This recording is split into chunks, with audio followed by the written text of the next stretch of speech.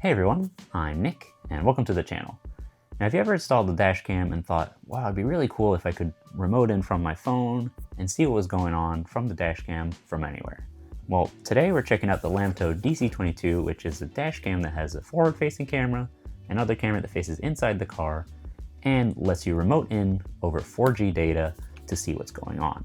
So let's see what it's all about. First thing here we have the user manual. We've got the camera right here. So you can see we have camera mount. This will let you find the right angle to match your windshield. We've got front camera, rear camera, and our control buttons here. Got a Type-C input for power, a microphone, a reset button, and a micro SD card. And this comes with an included 32 gig card. Put this aside. Then we have the mounting pad. That snaps in right here. So once it's snapped in, you can mount it, but if you need to, you can slide it off and remove the camera. We've got a little trim tool to tuck wiring away, a little reset tool for the reset button here, and some cable guides. So these have an adhesive backing. They let you put the cable in along your windshield. So that's very convenient. And then in here we have the power cable and a couple zip ties to help cable manage. A little adhesive here. Now, what's really cool about this is this actually is powered via your OBD2 port. So the camera will always have power when it's connected to the car. So it'll be directly connected to the battery through the OBD2 port.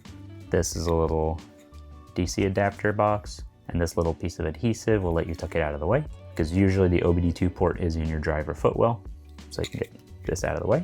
And then we have a cable right here that's USB-C for power. Now looking through the manual, we have some overview of all the functions, controls, app installation guide.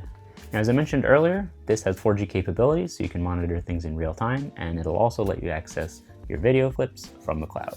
And the way it allows you to do that is with a built-in SIM card, so you can remotely access it with your account.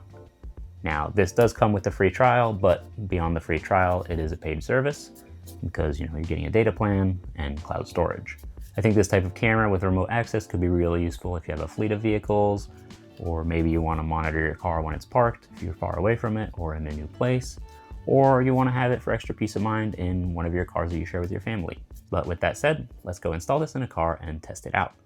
So I'm going to install the camera in my 2005 Mini Cooper S, but like I mentioned, it's perfect for things like taxis, ride shares, company vehicles, and other things like that. So let's get in there. All right, so as we get started, one of the first things we're going to do is plug it in. And that is down here. In my car, the OBD2 port is right there. So I'm going to plug it in. The adapter cable will only fit in one way.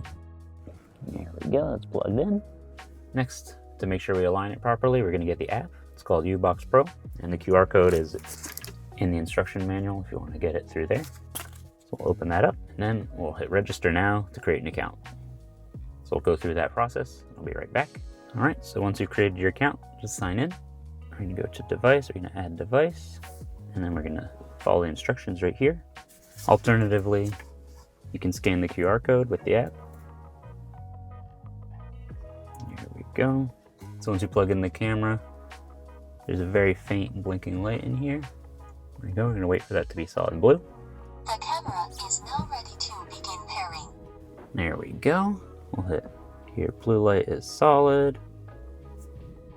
We're doing car sentry surveillance. That's good. Device is connected. Please wait. Successfully. Here we go. Here what the lights are. The blue light means it's connected, and the green lights are signal strength. So less green lights is less signal, more green lights is more signal. So right here it's good. All right. So we have a live video here. And we can use that to help position the camera. That should work. Looks like it's centered. I'm gonna get the mounting tape on. So we'll get our little adhesive pad here. There is an orientation. It's not symmetrical, so. Align this. There we go. Nice and centered. And then we can tuck the wiring away into the headliner or use the included little cable holders. Run that down, tuck it into the trim over here. And you can use the included trim tool. And the way I like to do it is do it so that the wire is hidden, which makes it nice and clean and factory looking. Push that in. And then we can tuck it into the door seal here. And obviously this will vary from car to car, but you run this down in a similar way and it'll be all tucked in. Run it into the footwell near the OBD2 port and you'll be good to go. Nice clean install, so it'll look nice and factory and it won't get in the way. Secure the cable out of the way and you're good to go. All right, so as you see, there is a 4G data plan set up, so we'll hit renew. So you can see here the pricing for the plans. While we're here, we'll check out the settings. You can see there's a firmware update, so we'll run that right now. All right, it's updated. Cool. That is all good then. So I am connected over my data plan. You can see the little signal bars up there. That's really good. So that's really cool. We have a nice real-time feed from the car, which you can go inside and keep an eye on it. Be right back. Say you're out and about, check on your car. And you just walk away and keep an eye on it. You just connect. And whenever you need to, you can just open the app, see what's going on around your car, watch who's driving, and stuff like that.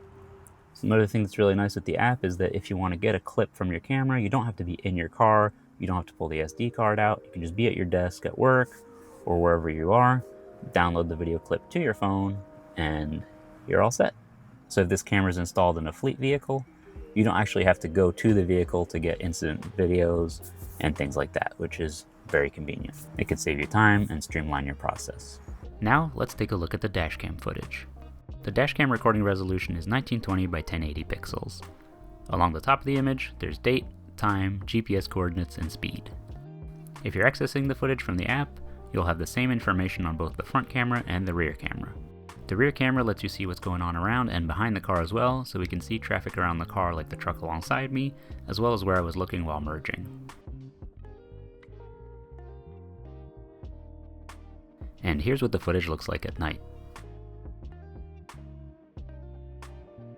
As you can see here while I'm parking the car, when it's dark, the rear camera switches to infrared so you can still see what's going on.